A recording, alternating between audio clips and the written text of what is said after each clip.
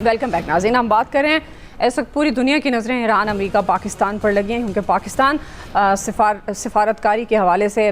जिस तरह से पहला दौर हुआ मुज़ाकरात का अमेरिका ईरान के दरमियान, अब दूसरे दौर के लिए भी कोशिश कर रहा है, जिसमें वफाकी वज़ीर दाखिला मोहसिन नकवी ने हालिया दिनों में तेहरान के दौरे भी किए। हम सवाल ये उठा रहे हैं कि कोई बड़ा ब्रेक थ्रू होने का इम्कान है, क्योंकि ये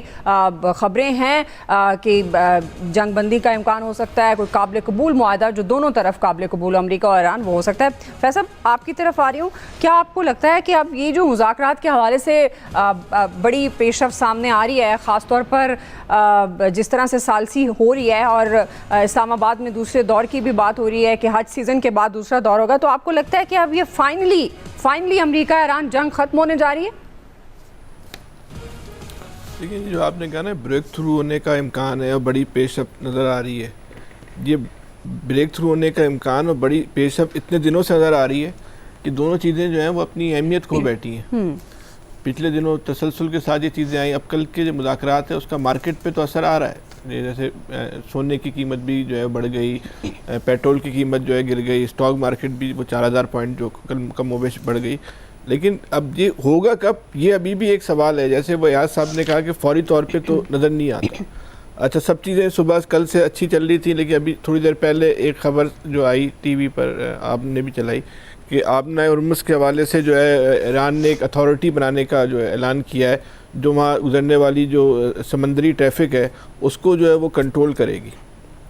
अब ये जो नई खबर है इसको अमेरिका कैसे लेता है और क्या ये इस माहदे का हिस्सा थी या नहीं थी, ये बहरहाल अभी एक नया सवाल जो है वो पैदा हो गया। गालिब तरीन इम्कान ये है कि अमेरिका इस चीज़ को जो है वो कबूल नहीं करेगा। तो जो है एक कल से हम एक मुस्बत इशारे देख रहे थे, अब इस खबर के बाद वो बरकरार रहते हैं या नहीं रहते, अब ये कुछ लम्हों के बाद ही जो है वो ट्रम्प साहब में गालिब उनका टाइम भी हो गया है बयान देने का, प्रेस कॉन्फ्रेंस करने का, वो सामने उनका मौक़िफ़ भी जो है वो आ जाएगा। लेकिन ऐसा लगता है कि ये जो खबर है इसका जो पेश रफ्त हो सकता है इसमें जो है कोई रुकावट का बायस जो है बन सकती है। अब फिर वही वाली बात कि अभी पाकिस्तान में है वो क्या बातचीत हो रही है। कल एक ख़बर चल रही थी कि पाकिस्तान की अहम तरीन शख्सियत जो है वो आज ईरान जाएंगी, वो सुबह भी बल्कि अरब मीडिया ने ख़बर चलाई, लेकिन अब तक ऐसी कोई इत्तला नहीं आई कि पाकिस्तान से कोई अहम शख्सियत जो है वो वहाँ पर जो है वो गई हो। एयाज साहब की बात में काफ़ी वजन है कि ब्रेक थ्रू तो बहरहाल हो जाएगा, आज नहीं तो कल हो जाएगा, लेकिन फ़ौरी तौर पे जो है वो नज़र नहीं आता कि ऐसा कोई ब्रेक थ्रू हो जाए जिसको हम कहें कि जंग की बंदिश का बाज़ाब्ता ऐलान। जुज़ वक्ती और आर्जी ऐलान तो ज़ाहिर पहले भी हो चुका है, मुस्तकबिल में भी हो सकता है, आजकल में इस तरह की कोई चीज़ सामने आ जाए, लेकिन दुनिया को जो इंतज़ार है वो एक बंदिश के बाज़ाब्ता ऐलान का इंतज़ार है। दुनिया उस वक्त तक नॉर्मल नहीं होगी जब तक जंग बंदी का बाज़ाब्ता ऐलान नहीं होगा। दुनिया के मामलात जो है मामूल पर नहीं आएंगे। दुनिया में जो एक बेहंगम सी हैजानी कैफियत है उसका जो है वो न ख़ात्मा नहीं होगा। अब जो सवाल ये पैदा होता है कि ये हर आदमी ये बात कह रहा है कि पाकिस्तान की जो काबिशें हैं वो बेहतरीन है, दुनिया भी इसको तस्लीम कर रही है और नज़र भी आ रहा है अमली तौर पे कि पाकिस्तान की जो काबिशें हैं वो बेहतरीन है। लेकिन ये जो बेहतरीन काबिशें हैं वो उसको अमली शक्ल कब इख्तियार करेंगी, एक आम आदमी पर उसका इम्पेक्ट कब आएगा। हम और आप इस बयानात से तो बहुत खुश हैं, लेकिन अब लोगों की जो महंगाई है, जो जंग के असरात हैं वो जवाब दे चुके हैं। अब लोगों को जो है ना उसका इम्पैक्ट चाहिए, उसके असरात चाहिए कि भाई अब लोगों की ज़िंदगियों पे जो पाकिस्तान की बेहतरीन काबिशें हैं उसके इम्पैक्ट आना शुरू हो जाएँ कि वाकई लगे जो पाकिस्तान ने जो काबिशें की हैं उससे पाकिस्तान के लिए बेहतरी का, खुशहाली का जो है वो रास्ता निकला है। हम ये नहीं कहते कि कोई बहुत आइडियल हालात हो जाएंगे और पाकिस्तान जो है देखते ही देखते जो है वो तरक्की पजीर से एक आनन फानन तरक्की याफ्ता मुल्क में जो है मुंतकिल हो जाएगा, लेकिन कुछ तो असरात आने चाहिए ना। कोई चीज़ तो ऐसा नज़र आना चाहिए। सारी दुनिया पाकिस्तान के साथ खुश है, ईरान भी खुश है, अरब ममालिक भी खुश हैं। कल जो है 2 दिन पहले या कल की परसों ये ख़बर भी चली कि दुबई ने भी पाकिस्तान से रब्ता किया और ये बात की है कि जो इख्तलाफात हो गए थे, तनाव हो गए थे, इसको ख़त्म करते हैं और जंग से पहले वाली पोजीशन पे जो हमारे और आपके जो ताल्लुकात थे उसको जो है बहाल करते। तो ख़बरें तो चारों तरफ से अच्छी आ रही हैं, मुस्बत आ रही हैं, लेकिन असरात नहीं आ रहे मुस्बत असरात आम आदमी की जो है वो ज़िंदगी पर। जुम्मा आता है तो लोगों में जो है खौफ की जो है वो जो लहर पैदा हो जाती है। अभी आप देख लेंगे पेट्रोल पम्प के ऊपर जो है वो रश लगना जो है वो शुरू हो गया है, अगरचे कि दुनिया दुनिया से खबरें आ रही हैं कि पेट्रोल की प्राइस जो है वो गिर रहे हैं, लेकिन जुम्मे का जो है वो एक खौफ लोगों के जहन में बैठ गया है कि फिर हुकूमत जो है वो पेट्रोल बढ़ा देगी। पहले भी पेट्रोल जब बढ़ाया तो उस वक्त भी जो है वो कीमत गिर रही थी। तो अब हुकूमत को जो है ना ये चीज़ों पर भी गौर करना चाहिए। सिर्फ आप दुनिया को खुश ना करें, आपका बुनियादी काम अपनी कौम को जो है वो मुतमईन करना है। कौम मुतमईन नहीं है, ये एक बहुत तल्ख बात है, एक तल्ख हकीकत है, लेकिन सच्चाई तो यही है। लोग परेशान हैं महंगाई की वजह से, लोगों के हिसाब जवाब दे चुके हैं, लोगों की कुव्वत ख़रीद जो है वो ख़त्म हो चुकी है, लोगों के बजट जो है वो आउट हो चुके हैं। अच्छा ये नहीं कि जंग से पहले कोई बहुत अच्छे, जंग से पहले भी लोग महंगाई की चक्की में जो है पिसे हुए थे, लेकिन जंग के बाद जो सूरत हाल हुई उसने और उलिया बिगाड़ दिया। आज के अखबारात में खबर है कि बिजली की कीमतों में भी हुकूमत ने भाई इजाफे का जो है फैसला कर लिया। ये सब चीज़ों का इजाफा ही होता चला जा रहा है, कमी तो नहीं हो रही। ये आम आदमी को रिलीफ कैसे मिलेगा, कब मिलेगा, कौन देगा, इसका एक मतलब ये भी निकलता है कि हुकूमत के पास ऐसा कोई प्लान मौजूद नहीं है कि जो पाकिस्तान की दुनिया में वाह वाह हो रही है उसके असरात को वो आम आदमी के ऊपर जो है वो मुंतकिल कर दे। इस पर हुकूमत को जो है वो गौर करना चाहिए कि भाई ये किस तरह जो है आम आदमी की ज़िंदगी को जो है वो इंतहाई मुश्किल हो चुकी है उसको आसान कर दिया जाए। सही, बिल्कुल आप समझते हैं कि गवर्नमेंट के पास कोई प्लान नहीं है। इलियास साहब ये बात तो दुरुस्त है, ज़ाहिर है जितनी वाह वाह हो रही है सिफारती तौर पर पाकिस्तान की आवाम उसका उस तरह से फ़ायदा उठा नहीं पा रही और लोगों ने भी बड़ी इससे तवक्कुआत वाबस्ता की हुई थी और की हुई हैं। आपके ख्याल में क्या ये जब मामला, एक तो पहला जो बुनियादी सवाल जंगबंदी की तरफ जा रहा है, फाइनली कोई किसी मुआहदे के पास पहुँचने वाले हैं अमेरिका और ईरान, और जो पाकिस्तान के मामलात हैं ज़ाहिर है बेहतरीन सिफारतकारी जिसकी हर प्लेटफॉर्म पर तारीफ़ हो रही है, लेकिन वो जो फैसल साहब जिस नुक्ते पे बात कर रहे हैं कि ये तारीफ़ पाकिस्तान की आवाम भी करे, तो क्या वो दिन इसके बाद तवक्को रखनी चाहिए? देखिए, एक जो चीज़ है, सब ने सफारतकारी के लिए मामले में पाकिस्तान नाउम्मीद नहीं हुआ पहले दिन से और हमेशा लगा रहा, और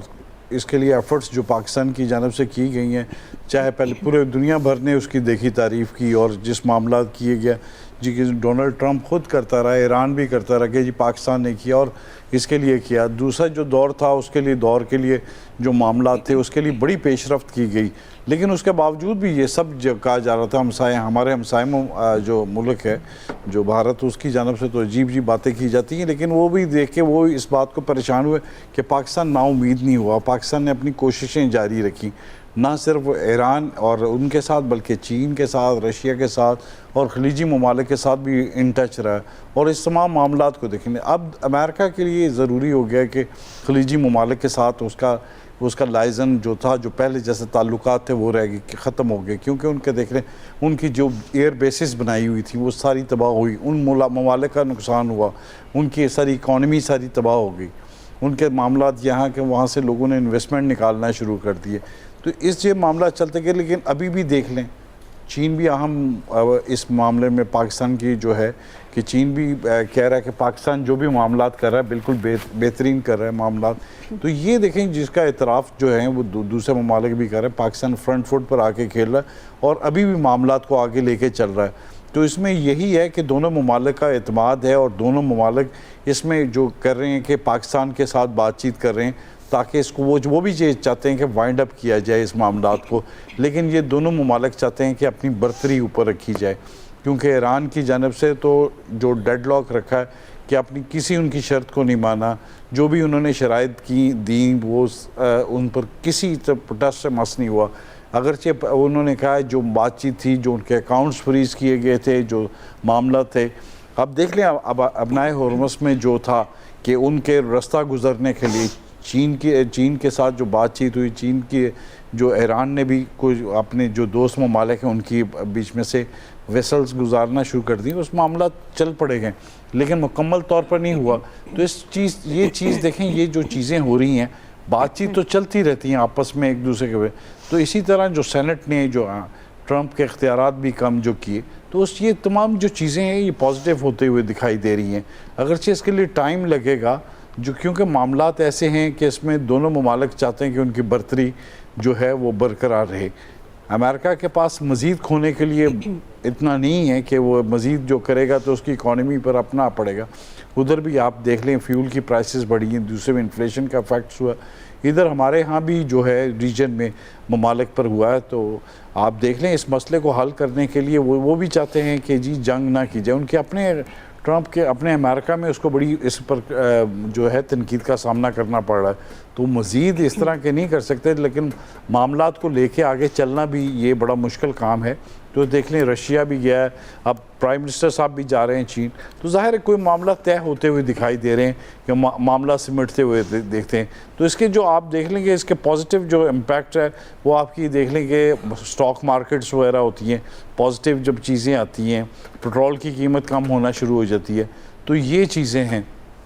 इस तमाम मामलात में देखना चाहिए अमेरिका को चाहिए कि अपने ना ट्रंप साहब को कि अपने आप को ना ज़रा कंट्रोल करें इस मामलात को निपटाने के लिए, क्योंकि इनसे उनका मुल्क नहीं सफ़र करेगा, दुनिया भर सफ़र कर रही है। तो जाहिर है इस मामलात को लेके चलें, और जो वो चीज़ चाहते हैं, जो ईरान की सबसे जो बड़ी बात है कि वो चाहते हैं कि अमेरिका हमेशा की तरह दोबारा मुँह उठा के उन पर हमला ना करे, इसकी सिक्योरिटी दें, उनके जो फ्रीज़ किए गए हैं अकाउंट्स वगैरह, इसके अलावा जो है उसकी यूरेनियम की अफसरदगी वगैरह, उस मामलात में ये है कि वो जो अमेरिका की जो शर्तें हैं उस पर बातचीत वो है वो डेडलॉक का शिकार है। अगर चाहिए वो चाह रहे हैं कि इसको रोल बैक किया जाए तो वो रोल बैक नहीं करना चाहते, क्योंकि उसमें ही उनकी सिक्योरिटी है और इसमें ही है, क्योंकि वरना इसराइल की जानब से हमला कर दिया जाए। और अमेरिका को ये भी खदशा है कि अगर ये ना किया गया तो किसी टाइम भी अमेरिका, अगर अब उन्होंने हमला किया तो इसराइल की शामत आ जाएगी। तो ये तमाम जो चीज़ें हैं, हाथ दोनों के, उनके भी, अमेरिका के भी बंधे हुए हैं और इनके भी। तो इसमें पाकिस्तान का जो है सफारती तौर पर जो किरदार है वो बहुत ज़बरदस्त है। इसकी बिल्कुल जो दुनिया भर अगर तारीफ़ कर रही तो सबको करनी चाहिए कि ये किसी टाइम पर किसी वक्त भी इस मसले को हल करने में कामयाबी हो सकती है। ये दौरे जो हो रहे हैं जहाँ जा रहे हैं मोहसिन नकवी साहब, ये बिल्कुल बातचीत को लेके आगे चल के मनाने की कोशिश करें, और जिस लेवल पर भी किए जा रहे हैं इसको बड़ा इसको सराहना चाहिए। बिल्कुल ठीक है जी, पाकिस्तान की एफर्ट्स जारी हैं। क्विकली हम एक ब्रेक ले लेते हैं, ब्रेक से वापस आएंगे, यहीं से कंटिन्यू करेंगे।